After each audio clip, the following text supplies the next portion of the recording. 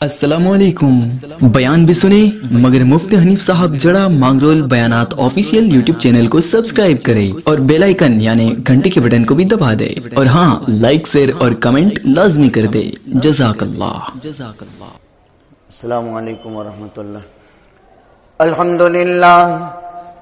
للہ نحمده ونستعینه ونستغفره ونؤمن به ونتوکل علیہ ونعوذ بالله من شرور أنفسنا ومن سيئات أعمالنا من يهده الله فلا مضل له ومن يضلله فلا هادي له ونشهد أن لا إله إلا الله وحده لا شريك له ونشهد أن سيدنا ونبينا وسندنا وحبيبنا ومولانا محمدا عبده ورسوله أرسله بالحق بشيرا ونذيرا وداعيا إلى الله بإذنه وسراجا منيرا وسلم تسليما كثيرا كثيرا.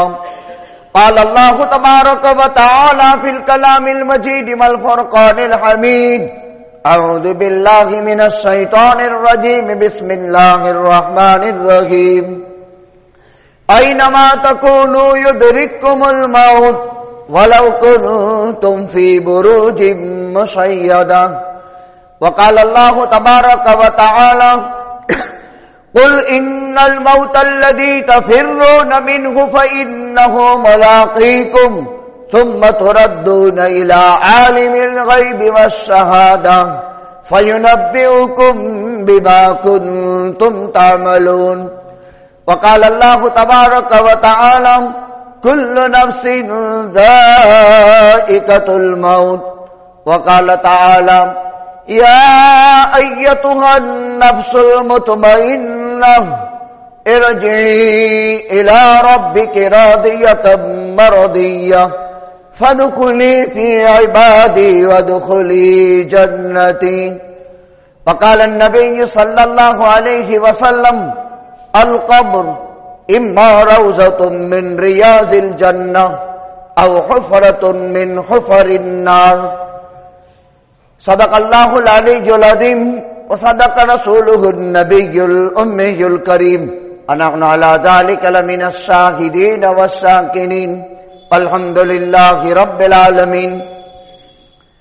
واجب الاحترام بزرگ اور دینی بھائیو، قرآن مقدس کے الگ الگ مقامات کے آیات اور نبی کریم صلی اللہ علیہ وسلم کی احادیث مبارکہ میں سے ایک روایت میں نے پڑھ کر آپ حضرات کی خدمت میں پیش کیا ہے، جس میں 3 مضامین بیان کیے گئے ہیں. ایک کو عالم دنیا کہتے ہیں، ایک کو عالم برزخ کہتے ہیں، ایک کو عالم آخرت.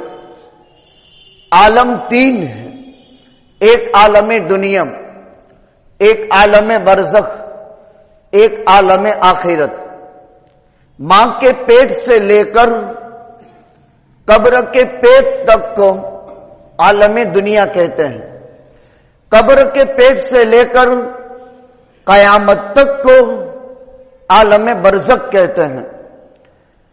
قیامت کے بعد سے لے کر ابد الآباد کی زندگی جو کبھی بھی ختم نہیں ہوگی اس کو عالم آخرت کہتے ہیں. یا تو انسان مسلمان ہے، ایمان کی حالت میں اللہ سے ملاقات کی ہے، اس نے شرک، کفر، یہودیت، عیسائیت ان تمام سے تائب ہو کر کے ایک اللہ پر ایمان ہے، مومن ہے، مسلمان مرا ہے تو اس کا ٹھکانہ جنت ہے جس میں ابدی نعمتیں ہیں. غیر ملت پر مرا ہے اس کا ٹھکانہ جہنم ہے جس میں ابدی عذاب ہے. 3 عالموں میں سے پہلا عالم عالم دنیا ہے، جس کا آغاز ماں کے پیٹ سے ہوتا ہے، اور دنیا میں انسان نکاح کے ذریعے سے توالد اور تناسل پاتا ہے. ماؤں کی چھاتیوں کے بیچ میں سے اور باپ کی پیٹھ کے پیچھے سے نطفہ منی نکل کر رحم مادر میں قرار پاتا ہے، جس وقت وہ نطفہ ہوتا ہے فرشتہ فرماتا ہے باری تعالی یہ نطفہ ہے، اللہ فرماتے ہیں ٹھیک ہے، فخلقنا النطفة علقة فخلقنا العلقة مضغة فخلقنا المضغة عظاما فكسونا العظام لحما ثم انشأناه خلقا آخر فتبارك الله احسن الخالقين۔ 1000 قرآن کریم کی آیات میں تخلیق انسانی اور اس کے مدارج کا بیان ہے۔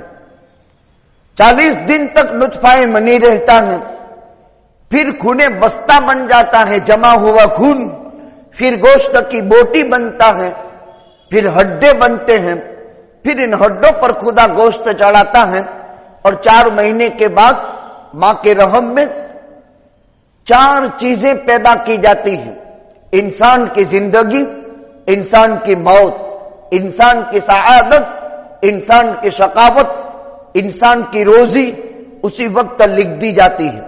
پھر 5 مہینے جان پڑنے کی حالت میں ماں کے پیٹ میں خداوند قدوس اس انسان کی تربیت فرماتے ہیں۔ 3 اندھیروں میں ایک ماں کا پیٹ، ایک رحمدانی اور ایک وہ جھلی جس میں بچہ کور میں پیک رہتا ہے۔ 3 اندھیروں میں خداوند قدوس کان بھی بناتا ہے، آنکھ بھی بناتا ہے، ناک بھی بناتا ہے، دل دماغ بھی بناتا ہے، قلب بھی بناتا ہے، اور ہر ایک کو اپنی لائن کی حص اور اپنی لائن کی ضرورت خدا رحم مادر میں فراہم فرماتا ہے۔ ثم السبیل یسرہ هل اتى على الانسان حين من الدهر لم يكن شيئا مذكورا انا خلقنا الانسان من نطفة امشاج نبتليه فجعلناه سميعا بصيرا۔ وہ اللہ رحم مادر میں آنکھ میں دیکھنے کی طاقت، کان میں سننے کی طاقت، دماغ میں سوچنے کی صلاحیت، قلب میں غور و فکر کی اور تدبر کی طاقت اللہ اپنی قدرت سے پیدا کرتا ہے۔ ایک اللہ یہ نظام چلاتا ہے رحم مادر سے لے کر کے عالم دنیا میں، پھر اس کا بچپنا ہے، پھر اس کی جوانی ہے، پھر اس کی موت ہے، یعنی بڑھاپا ہے۔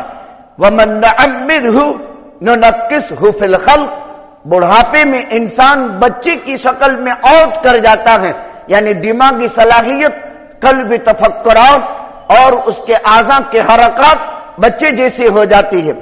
عالم دنیا میں 3 حال میں انسان تبدیل ہوتا ہے، یا تو وہ بچپنا ہے، یا تو وہ جوانی ہے، یا تو وہ بڑھاپا ہے۔ لڑکا 15 سال پر، لڑکی 12 سال پر عمر کے اعتبار سے احکام تکلیفیہ دیا جاتا ہے۔ پھر اس کے بعد سے لے کر کبھی اللہ بچپن میں لے لے، کبھی اللہ جوانی میں لے لے، کبھی اللہ بڑھاپے میں لے لے۔ مالک اللہ ہے، اختیار اس کا ہے، وہ چاہے زمین کے اوپر رکھے، وہ چاہے زمین کے اندر رکھے۔ احکام تکلیفیہ دنیا میں دیا گیا۔ پھر ایک دن آتا ہے انسان دنیا کے عالم کو پورا کر کے ماں کے پیٹ سے لے کر قبر کے پیٹ تک، اسی لیے ہر انسان کے دنیا میں وجود میں آنے کا ذریعہ اس کی ماں کا پیٹ ہے۔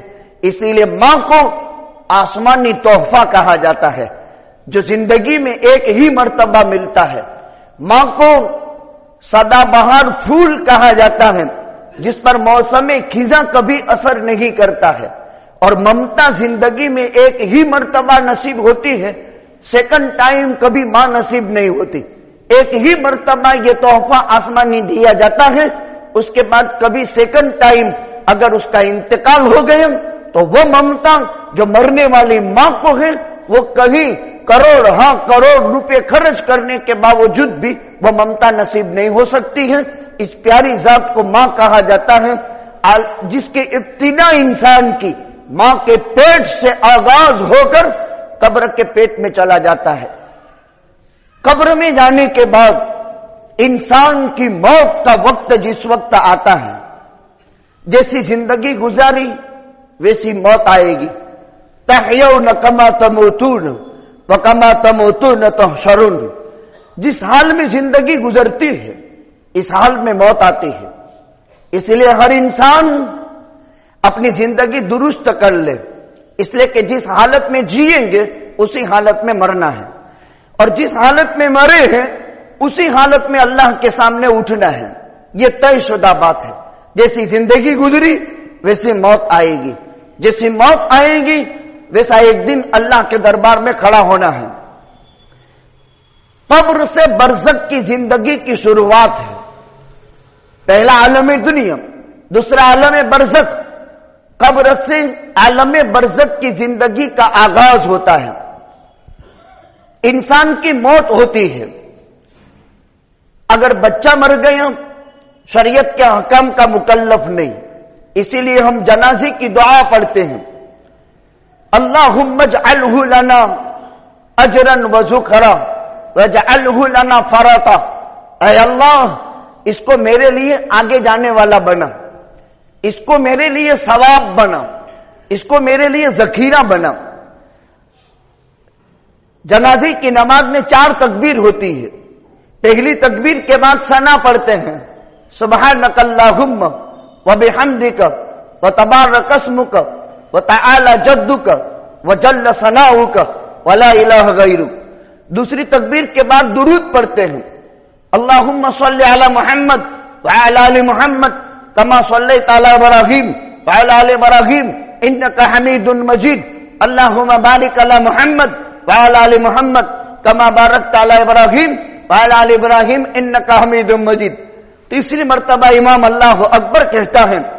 اگر وہ مرنے والا بچہ ہے، اللہم اجعلہ لنا فرطا واجعلہ لنا اجرا وذخرا واجعلہ لنا شافعا ومشفعا. ہم 5 دعا کرتے ہیں، اے اللہ اس کو میرے لیے اجر بنا، اس کو میرے لیے آگے بڑھنے والا تحفہ بنا، اس کو میرے لیے ذخیرہ بنا، اس کو میرے لیے سفارش کرنے والا بنا. اے اللہ بچوں کی سفارش آپ قبول فرماتے ہیں، اس کی سفارش میرے حق میں قبول فرمانا. آج تک ہم نے جنازے پڑھے، اس دعا میں یوں کہا گیا ہے. یہی الفاظ لڑکی کے عربی میں گرامر میں لڑکے کے لیے ضمیر ہو بولی جاتی ہے اور لڑکی کے لیے ہاں بولا جاتا ہے. اللہم اجعلہا لنا فرطا واجعلہا لنا اجرا واجعلہا لنا ذخرا واجعلہا لنا شافعا ومشفعا. اگر بڑا ہے، بالغ ہونے کے بعد انتقال ہوا، اللہم اغفر للمؤمنین والمؤمنات اللہ، یہ پوری دعا پڑھی جاتی ہے. اس میں ایک لمبی دعائے مغفرت ہے، اسی لیے صلاۃ جنازہ کو دعائے میت بھی کہتے ہیں. خیر، جب انسان دنیا سے آخرت کا سفر کرتا ہے ایک فرشتہ خدا بھیجتا ہے، السلام علیکم یا ولی اللہ.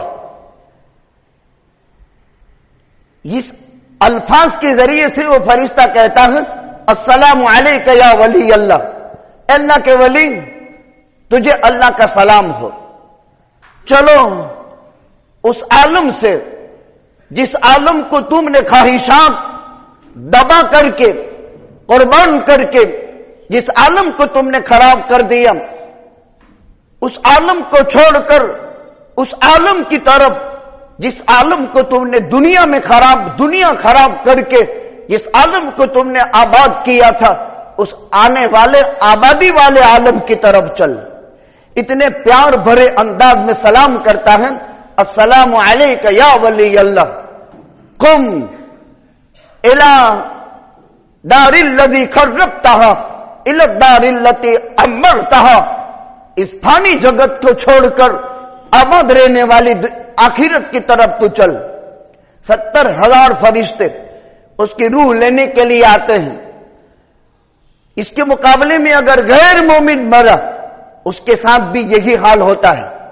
لیکن یہاں یا ایتھا النفس المطمئنہ، قرآن نے کہا او اطمینان والی جان، یا ایتھا النفس المطمئنہ، اے اطمینان والی جان، فادخلی فی عبادی وادخلی جنتی.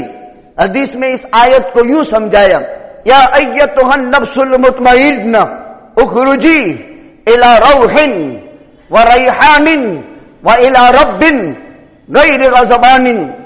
او اطمینان والی جان، چلو خوشبوؤں کی طرف، چلو غذاؤں کی طرف.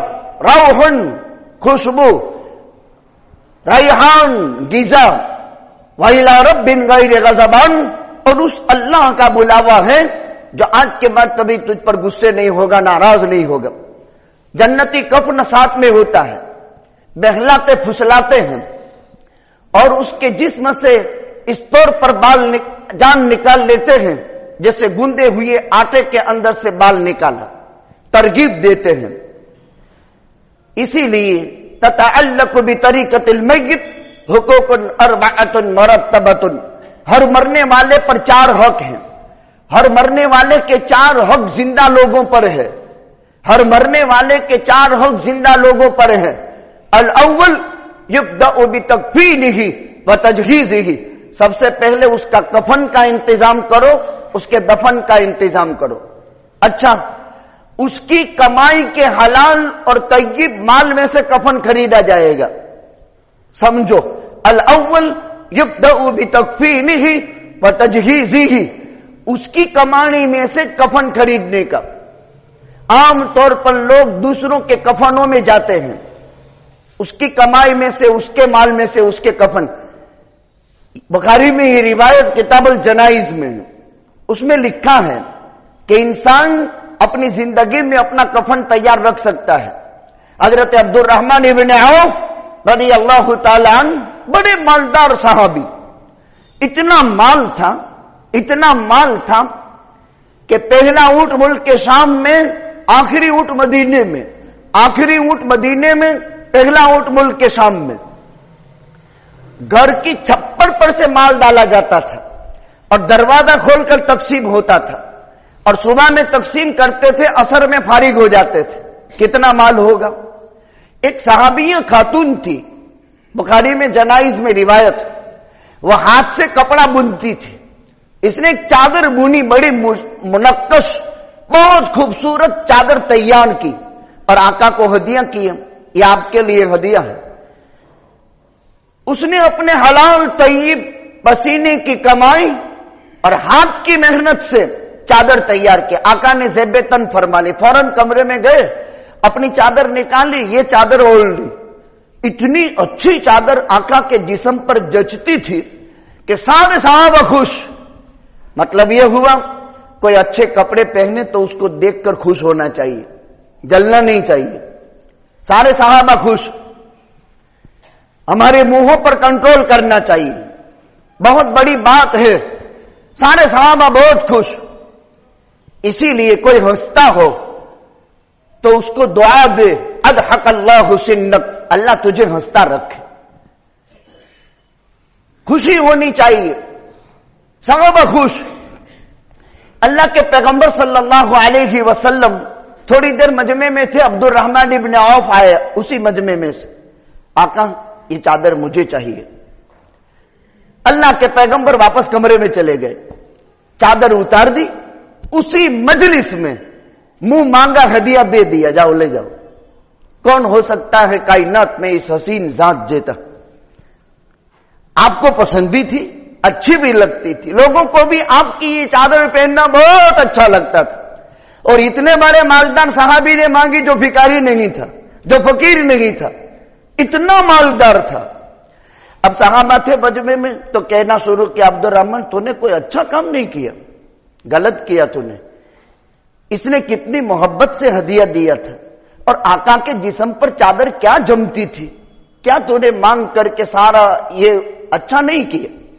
عبد الرحمن ابن عوف نے فرمایا یقیناً خدا کی قسم مجھے اس چادر کی ضرورت نہیں تھی، لیکن مسئلہ یہ تھا میں یہ چاہتا تھا کہ یہ چادر حضرت محمد الرسول اللہ صلی اللہ علیہ وسلم کے جسد اقدس سے لگ چکی تھی، مل چکی تھی، اور میں نے اس نیت سے آقا سے مانگی کہ میری کفن کی چادر میں اس کو سی دوں گا، اس لیے میں نے آقا سے مانگی تھی، ورنہ مجھے بھی اس چادر کی کوئی ضرورت نہیں تھی. اسی حدیث سے تبرکات کا مسئلہ بھی ثابت کیا ہے. معلوم کیا ہوا، انسان اپنا کفن تیار رکھ سکتا ہے لیکن اپنی متعینہ قبر وہ انسان تیار نہیں کر سکتا کہ میں اس قبر میں دفن ہوں گا، یہ تیار نہیں کر سکتا ہے اپنے لیے. کیوں؟ قرآن کہتا ہے موغبات خمسہ میں سے یہ بات ہے، ان اللہ عنده علم الساعہ وینزل الغیث ویعلم ما فی الارحام وما تدری نفس ماذا تکسب غدا وما تدری نفس بأی ارض تموت. کہ زمین میں میری موت آئے گی یہ مجھے معلوم نہیں، ہاں اللہ کو معلوم ہے. اس نے ماں کی پیٹ میں ڈوٹی میں جس وقت 4 چیزیں لکھ دی تھی اس وقت فرشتے نے مٹی ڈال دی. جس زمین میں مرنا ہے وہ ماں کے پیٹ میں ڈوٹی میں ناف میں وہ مٹی فرشتے نے ڈال دی ہے، اسی زمین میں یہ مرے گا. ہاں لیکن خاندان کو کام آ جائے، کسی کو کام آ جائے ایڈوانس میں، کوئی کسی کے بھی کام کے لیے، چاہے مجھے ہی کام آ جائے یا کسی کے بھی کام آ جائے، اس طور پر تیاری کر سکتا ہے. لیکن میرے لیے میری قبر یہ تیاری نہیں ہو سکتی ہے، اس لیے کہ یہ موغبات خمسہ میں سے ہے. پھر کوئی یوں کہے کہ اگر میں یہاں مروں تو مجھے کام آ جائے، تو وہ اس کا اپنا مسئلہ ہے. قبر آخرت کے مراحل میں پہلا مرحلہ ہے. کفن دفن ہو گیا اس کے مال میں سے، پھر قبر کا خرچہ اس کے مال میں سے. یہ مسئلہ خوب سمجھنا چاہیے. انسان کے انتقال کے بعد پہلی فکر نزا کے وقت اس کو کلمہ تلقین کرنے کا، پاس میں بیٹھ کر کلمہ پڑھنے کا، جان نکل جاوے آنکھیں بند کر دینے کی، جان نکل جاوے پٹی لگا کر کے منہ باندھ دینے کا، جلد غسل کی تیاری کرنے کی. غسل کی تیاری میں غسل کرانے والا نیم گرم پانی کرے گا، بیری کے پتے ڈالے گا، دونوں ہاتھ پہنچوں تک دھلوائے گا، پھر استنجا کروائے گا، وضو کروائے گا، غسل کروائے گا. سر سے بھی پانی ڈال سکتے ہیں، داہنے سے بھی، سر پر اور بائیں، اس طریقے سے غسل دیا جائے. غسل کے بعد اس کے 3 کپڑوں میں اس کو کفنایا جائے، قمیص، ازار اور لفافہ. مرد کو 5 کپڑے، عورت کو 5 کپڑے سنت ہیں، سینہ بند اوڑھنی، اور مرد کو 3 کپڑے سنت ہیں. آقا 3 یمنی سفید چادروں میں کفن دیے گئے تھے. خیر، اب آخرت قبر اس کی منزل ہے. جب انتقال ہوتا ہے تو وہ کہتا ہے قدمونی قدمونی، مجھے جلدی لے چلو، مجھے جلدی لے چلو. اس کے ٹھکانے میں دیر نہیں کرنی چاہیے. اگر بدحالی میں مرا، یا ویلتا، ہائے ہائے ہائے ہائے، تم مجھے کہاں لے جا رہے ہو، یہ بہت برا بوجھ ہے، اس کو کندھوں سے جلدی ہٹاؤ. اور وہ نیک ہیں تو بہت اچھا ہے، اس کے اور اللہ کی نعمتوں کے درمیان میں ہم حائل نہ ہو. اسی لیے 3 چیزوں میں جلدی کرنی چاہیے. جنازہ تیار ہو جائے تو دفنانے میں جلدی کرو. اب اصل بات جو میں کہنا چاہتا ہوں، جب قبرستان کے اندر اس کو قبر میں دفنایا جاتا ہے تو سرہانے کی طرف جنازہ رکھیں گے اور سرہانے سے یوں اتاریں گے اور پاک ڈھانکیں گے سر کی طرف سے. قبر کے انتظام والے پہلے سے ایک پارٹ تو رکھ لیتے ہیں. یہ سب سستی ہے، کوتاہی ہے. آخری کام تو ڈھنگ سے کرو، آخری کام تو سنت طریقے سے کرو. اب پہلے سے وہ تاکہ بعد میں ادھر کوئی دیکھے نہیں. پوری قبر کھول دو، سرہانے سے ڈھانکنا شروع کرو. آخری سنت یہی ہے، بسم اللہ وعلی ملت رسول اللہ. اس طرح اتار دیا سرہانے سے، پھر قبلہ رخ کر دیا، سرہانے سے پاک ڈھکنا شروع کیا، دفنا دیا. اتہ ملکان فیقعدانہ ویجلسانہ، فرشتے آتے ہیں، منکر اور نکیر. اگر بری حالت میں موت آئی، اپنے ناخنوں سے زمین کھودتے ہیں اور اپنے منہوں سے زمین کو لقمہ بناتے ہوئے اندر آتے ہیں. کتنی خطرناک ڈراؤنی شکل، اور اس کی ایک آنکھ بڑے بیرل کی طرح ہوتی ہے. انتہائی خطرناک ڈراؤنی منظر. اور پھر ہتھوڑا مارتے ہیں. انسان اور جنات کے علاوہ کائنات کی ہر مخلوق اس کو سنتی ہے. اگر انسان اس کو سن لے تو بے ہوش ہو کر کے گر کر کے سب مر جائیں. اس لیے اللہ نے یہ مخفی رکھا ہے. بڑا عجیب غریب منظر ہے، بہت ڈرانے والا، بہت ڈرانے والا، انتہائی خطرناک گھبراہٹ کا یہ منظر ہے.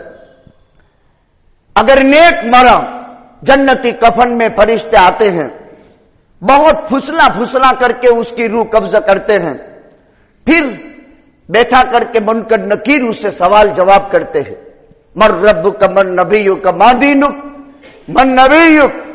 آپ کی صورت طیبہ قبر میں لائی جاتی ہے، یا آپ کی قبر اطہر سے لے کر اس کی قبر تک جتنے پردے ہیں خدا کھول دیتا ہے، اور وہ فرشتہ کہتا ہے او تعرف ھذا الرجل، اس ذات کو تم پہچانتے ہو یہ کون ہے؟ تو وہ کہتا ہے اشہد ان لا الہ الا اللہ واشہد ان محمد رسول اللہ. ایک روایت. دوسری روایت ھذا نبینا جاءنا بالبینات فصدقناہ، یہ تو ہمارے نبی جی ہیں، قرآن لے کر آئے تھے، ہم نے اس کو قبول کیا تھا. خیر پھر اس کے بعد روح نکال لی جاتی ہے، آسمانوں کی طرف چلی جاتی ہے. پہلے آسمان کے فرشتے نیچے آ جاتے ہیں، زمین کے فرشتے آسمانوں پر جاتے ہیں. کیسی پاکیزہ روح ہے، ان کا استقبال کیا جاتا ہے سبز پرندوں کی شکل میں اور قندیلوں کی شکل میں. جنت اللہ کے عرش کے نیچے طواف کرتی رہتی ہے اور عجیب نعمتوں میں وہ رہتی ہے.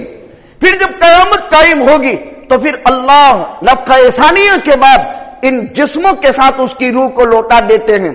اور جب کوئی ایصال ثواب کرتا ہے، خیر اب جانے کے بعد اجتماع ہوتا ہے. اجتماع، جتنے لوگ پہلے اس کے رشتہ دار مر گئے سب جمع ہو جاتے ہیں. پوچھتے اس کا کیا حال ہے، اس کا کیا حال ہے، اس کا کیا حال ہے، نام بنام پوچھتے ہیں. یہ اجتماع ہوتا ہے ارواح کا، ہر ایک کا. پھر اس کے بعد ہر ایک اپنے اپنے ٹھکانے چلے جاتے ہیں. جو ہم ایصال ثواب کرتے ہیں بھیجتے ہیں یہ ان کے لیے پیش کیا جاتا ہے، ان کو ہمارا انتظار ہے. اور عالم برزخ میں نوٹ کرو ہمارے اعمال ان کو اللہ پیش کرتا ہے، ہم زندہ جو ہیں ان کو، اور کہتے ہیں یہ تمہارے رشتہ دار ان کا یہ عمل، باپ مرا یہ تیری اولاد ان کے یہ عمل. پھر ان کو اگر ان کے اچھے حالات ہیں تو وہ خوش ہوتے ہیں اور کہتے ہیں اللہ موت تک ان کا یہ حال جمائے رکھیو اور اس کو توفیق دیجیو، اس کو ثابت رکھیو. اور اگر برا حال ہوتا ہے تو وہ بہت افسوس کرتے ہیں، بہت افسوس کرتے ہیں. اچھا جنتی ہونے کا فیصلہ ہو گیا تو وہ کہتا ہے اللہ کیا ہم اپنے رشتہ داروں کو خبر نہ کر دیں؟ فرشتوں سے کہتا ہے چھوڑو ہم سب رشتہ داروں کو بتا دے.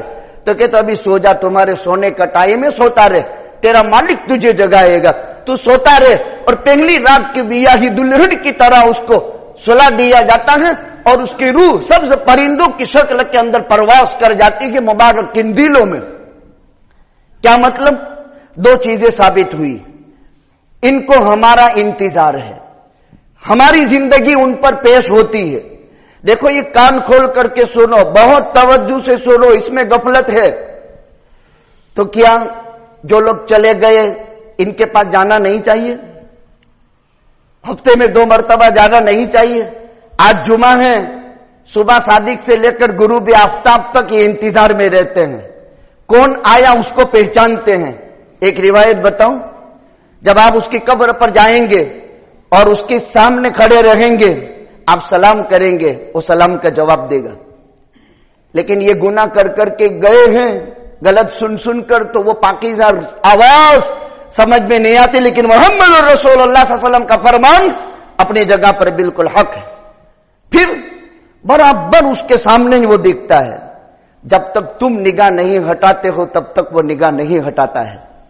تو کیا ضرورت نہیں ہے قبرستان جانے کی؟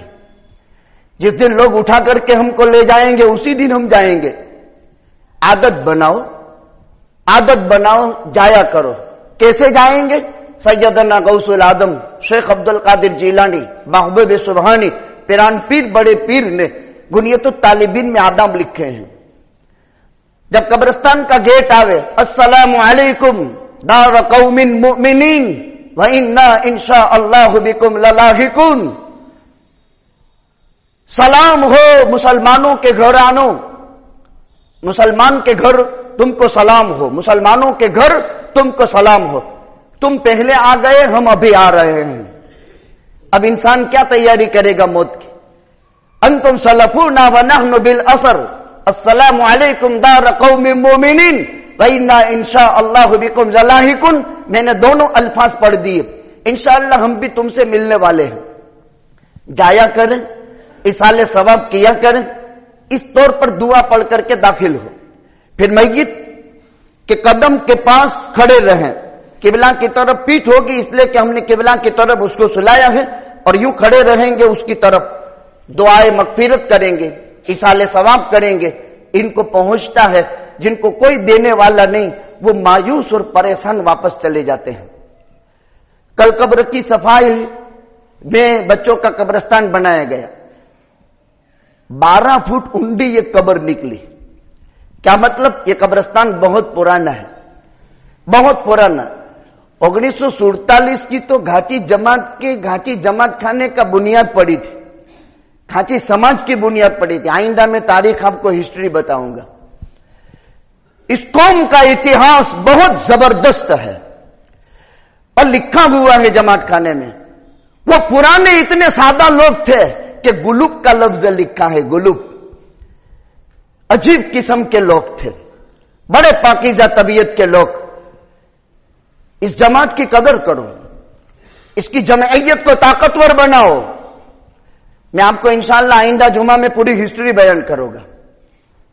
47 में देश आजाद हुआ, तब से जमात बनी है, यह आजकल की जमात नहीं है। इसकी एक पाकीदा हिस्ट्री है, इंशाअल्लाह आइंदा जुमा में पेश करेंगे। अंदाजा यह हुआ कि कितनी कब्रें होगी। ये तो रेती हटाई गई तो पता चला। इस तरह एक हफ्ते में मुझ पर 2 कब्रों के हालात, पुरानी कब्रें खोली, एक 20 साल की, एक 15 साल की। 15 साल वाली में कफन भी सलामत है, खींचने से टूटता भी नहीं था। कितने लोग इसमें हैं, क्या क्या औलिया कामिलीन यहां हैं। तो नहीं जाएंगे तो कैसे पता चलेगा? क्या अपने बाप की कब्र पर बावड़ का झाड़ हो, इसको औलाद पसंद करेगी? चलो उनकी औलाद मर गई नहीं है तो क्या हम मुसलमान नहीं हैं? क्या हमारी जिम्मेदारी नहीं है? भाई जब भी ऐलान हो तो इसको अपने लिए शराफत समझे, सआदत समझे, खुशकिस्मती समझे। कुछ भी लेने देने का नहीं है। वही हलाल और तय्यब कमाई के 3 कपड़े साथ में ले जाएंगे। मां के पेट से नंगे पैदा हुए थे, अल्लाह नंगा कब्र में उतारता नहीं है। वलकद कर्रमना बनी आदम, मालिक ने पैदा किया है, इज्जत बख्शी है, इसलिए खुदा नंगा नहीं भेजता है। वरना इंसाफ तो यह था कि मां के पेट से नंगा आया था तो कब्र के पेट में भी नंगा जाना चाहिए था। लेकिन तू इंसान है, तो जानवर नहीं है, इसलिए वलकद कर्रमना बनी आदम, मैंने इज्जत दी तुझे, इसलिए इज्जत के 3 कपड़े पहनाते हैं, खुशबुओं में मलते हैं और उसका कफन के साथ उसको पहनाया जाता है, दुल्हा बनाया जाता है, उसको खुशबुओं से सजाया जाता है और यूं आगे तोहफा रखा जाता है। बारी ताला के दरबार का यह तोहफा है, उसको अल्लाह के दरबार में पेश किया जाता है। कब्रिस्तानों की ज़ियारत किया करो। फिर गौसे पाक लिखते हैं, जो इसाले सवाब करना है करो। 3 कुल वो अल्लाह अहद, 1 कुरान है।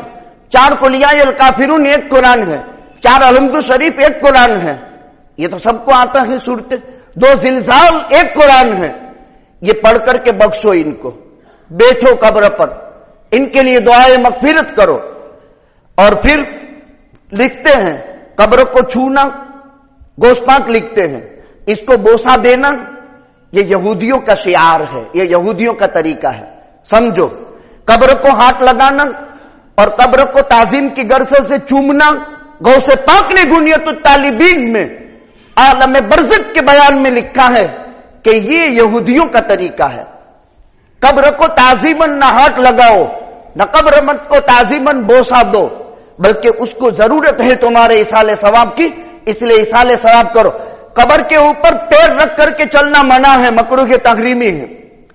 जूते चप्पल पहनकर मना है कब्र पर, लेकिन कब्रस्तान में जैसे हमारे यहां कांटे कांटे हैं, वो गोखरू है, आप खुले चलेंगे तो जख्मी हो जाएंगे, मुश्किल है।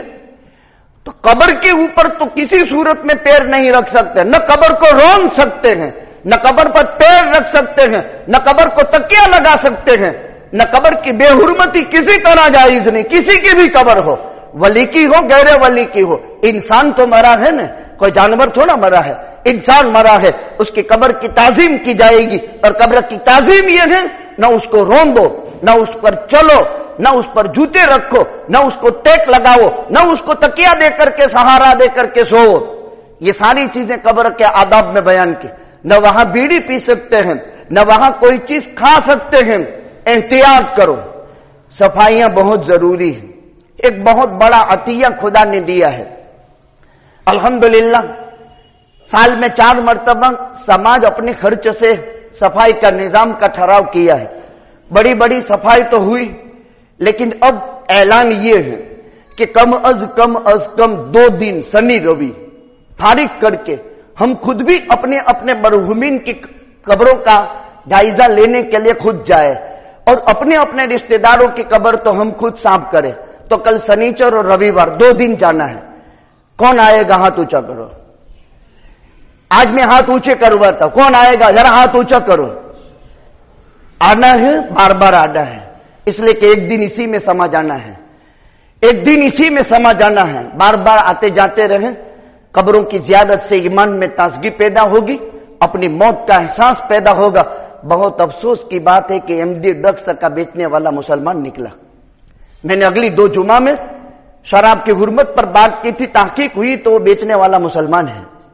آقا نے فرمایا صاحب سن لو، کسی شرابی کو معلوم ہے کہ یہ شرابی ہے، اس کو کسی نے اپنی بیٹی دے دی جاننے کے باوجود بھی، تو اس نے اپنی بیٹی کو زیناکاری کے لیے ہدیہ کر دیا. افسوس ہے، بہت افسوس. پھر ہم دعا میں کتنے گر گرائے، روئے، آہو زاری کرے.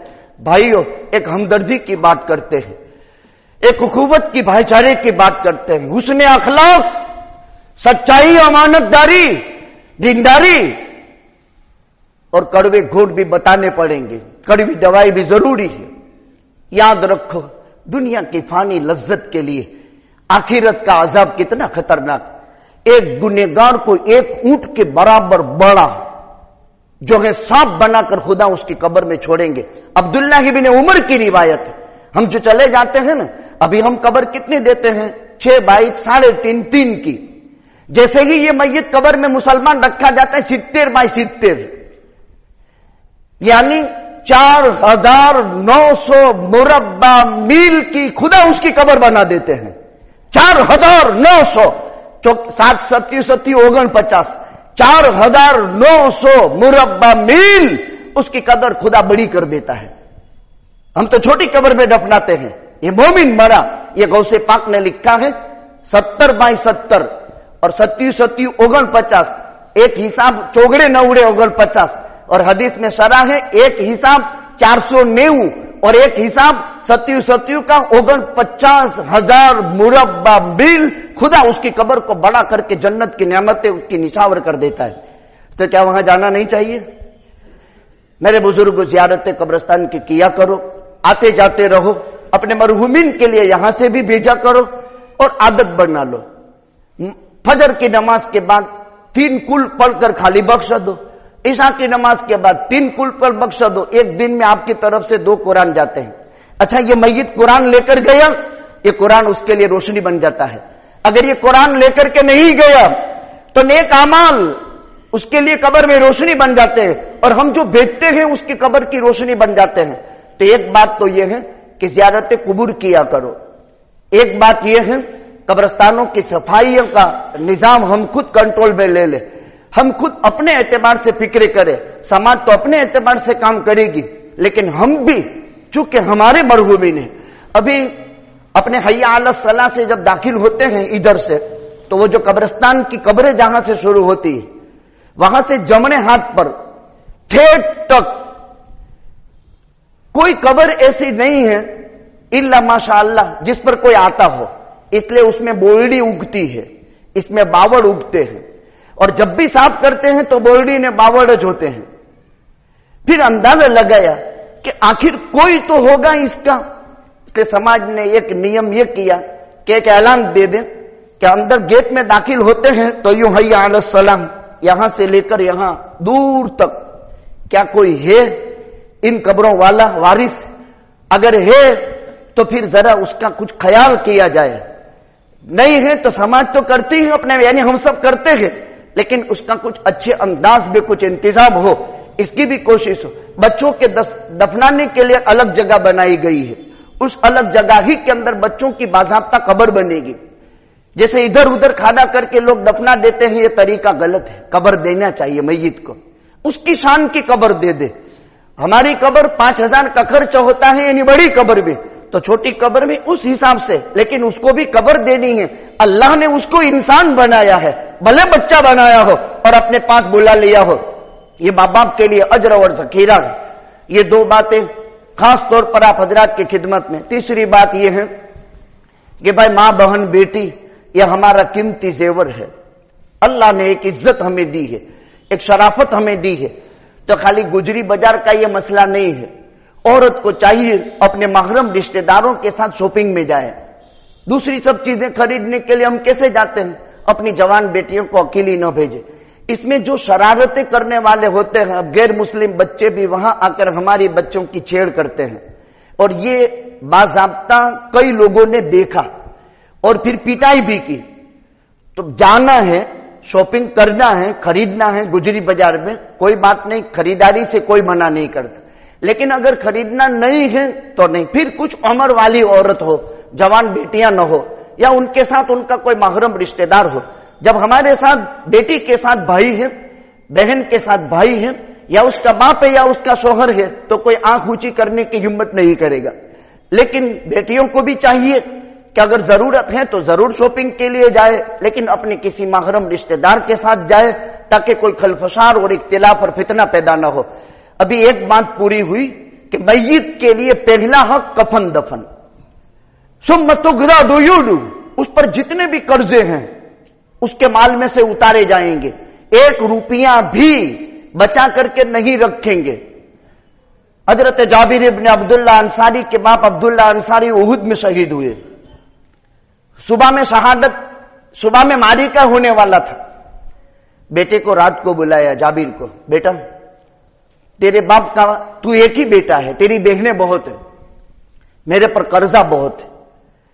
کل اسلام دشمن عناصر اور مسلمانوں کی جتھم جتھی ہونے والی ہے، گمسان کی لڑائی ہے، دیکھ میں شہید ہونے والا ہوں. اتنے اونچے درجے کا صحابی اپنے بیٹے جابر کو رات کو بلا کر کہتا ہے، بخاری میں روایت ہے، میں کل جامع شہادت نوش کرنے والا ہوں. ان کو معلوم تھا کل میں شہید ہونے والا ہوں. تیری بہنیں بہت ہیں، تیرے باپ پر قرضہ بہت ہے، تو دیکھ بیٹا میرا قرض سب چکا دینا، کھجور کے باغ تیار ہونے والے ہیں. بہت لمبا قصہ ہے. حضرت جابر ابن عبداللہ انصاری باپ کی شہادت کے بعد، اور احد وہ معرکہ ہے کہ ہمارے آقا نے ایک قبر کھود کر کے 4 صحابی کو دفنایا ہے. احد وہ معرکہ ہے کہ ہمارے آقا نے مصعب ابن عمر اسلام سے پہلے وہ خوشبو استعمال کرتا تھا، اللہ کی قسم خدا کے گھر میں کھا کر کہتے ہیں جس گلی سے مصعب گزرتا تھا وہ گلی خوشبودار ہو جاتی تھی. اور مصعب جب احد میں شہید ہوا تو اس حالت میں شہید ہوا، ایک چادر کی کفن، ایک کفن کی چادر تھی، سر ڈھانکتے تھے تو پیر کھل جاتے تھے، پیر ڈھانکتے تھے تو سر کھل جاتا تھا. آقا نے فرمایا مصعب کا سر ڈھانک دو اور پیر پر اسکیر گھاس ڈال دو. اس لیے حرم میں اسکیر گھاس صرف جائز ہے، باقی حرم کی کسی چیز سے فائدہ اٹھانا جائز نہیں. اب عبداللہ انصاری شہید ہو گئے. معرکے کے بعد آقا تدفین سے فارغ ہو کر جب کھجور کے لینے کا، اب جابر نے کہا نبی جی میرے باپ پر بہت قرضہ ہے، یہ میری بہنیں ہیں، میرے باپ کا باغ تیار ہوا ہے، لیکن اتنا نہیں ہے کہ سب قرض داروں کو کافی ہوگا، آ جاؤ ذرا برکت کی دعا کر دو. آقا تشریف لے گئے. کہا جابر تو ڈگلے کر دو الگ الگ، پھر جب تک میں نہ آؤں تب تک تقسیم مت کرنا. اب کھجور کا باغ تیار ہوا تو سارے قرض مانگنے والے سب جابر کے کھیت پر جمع ہو گئے، چونکہ یہ فصل کا دن تھا، یہاں وصول ہوگا، بعد میں تھوڑا کوئی جواب دے. آقا نے فرمایا میرے پہلے کسی کو مت دینا. آقا خود تشریف لے گئے، اپنے ہاتھ سے ڈھیر بھر بھر بھر بھر بھر کر کے جابر کا قرضہ ادا کرنے لگے. جابر فرماتے ہیں عبداللہ انصاری کا، ان کے باپ کا، جابر فرماتے ہیں مجھے معلوم نہیں کہ تقسیم سے پہلے زیادہ تھا یا تقسیم کے بعد زیادہ ہو گیا. تقسیم کے بعد جتنا پہلے تھا اس سے نبوت کے ہاتھ کی برکت جابر نے دیکھی. جابر کہتا ہے خدا کی قسم نبی جی میں نے میری بہنوں کو کہا تھا اللہ کی قسم جب تک ہمارے باپ کا 1 روپیہ بھی باقی ہے ایک کھجور باغ سے گھر میں کھانے کو نہیں آئے گی، اور اگر تمہارے منہ میں چلے گی تو انگلی ڈال کر کے نکال لوں گا، لیکن باپ کا قرض ادا کروں گا. 2 باتیں ہوئی. آگے کی 2 باتیں بعد میں. بزرگ خاص طور پر ان 3 باتوں پر توجہ دی جائے. ہر نشہ آور چیز حرام ہے، عزت اور عظمت کی رعایت کی جائے، اسلامی اتحاد کو مضبوط کرنے کی کوشش کی جائے، اچھے اخلاق اور سچائی اور امانت داری دلوں میں پیدا کرنے کی کوشش کی جائے۔ سنیچر اتوار 2 ہی دن ہیں کام کے، تو ان 2 دن کے اندر آ کر جتنا وقت ہم لگا سکتے ہیں انشاءاللہ کھانے کا بھی نظم ہو جائے گا۔